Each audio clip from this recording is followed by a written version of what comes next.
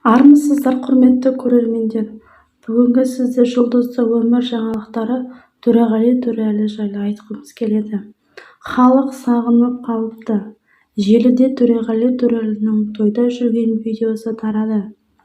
Биылғы жылдың 14 маусымда Алматыда есірткіге мас күйінде көлік жүргізіп полицияға ұсталған Төреғали Төреәлі жақында бостандыққа шыққан еді. TikTok желісінде әншінің тойда жүрген видеосы тарады деп жазды Газнур.kz. Видеоны Мираш Шана есімді желі қолданушысы TikTokта бөліскен.